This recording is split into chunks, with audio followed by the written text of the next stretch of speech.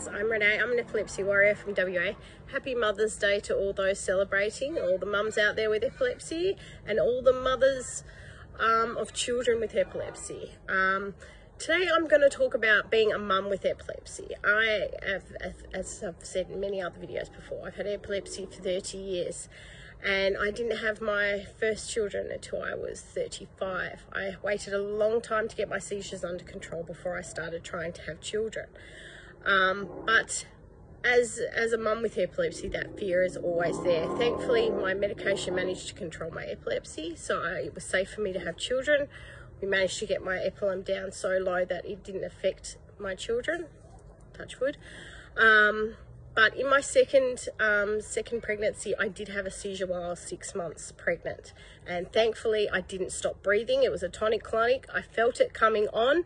So I warned my husband. I said, it's coming, it's coming. Thankfully, I get quite a bit of notice. I felt it a few days before I had that seizure.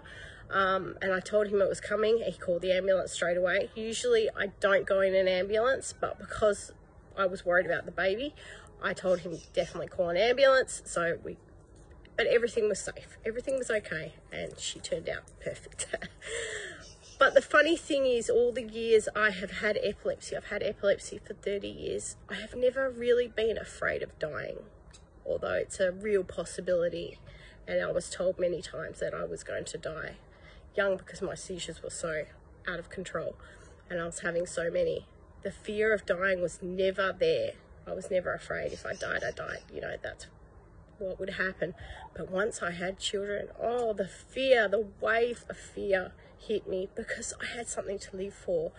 My children were my whole world, and the love you feel for your children, it just terrifies you, the thought of not being there and missing out. But eventually, after my oldest is 9, I've got better at dealing with it a little bit.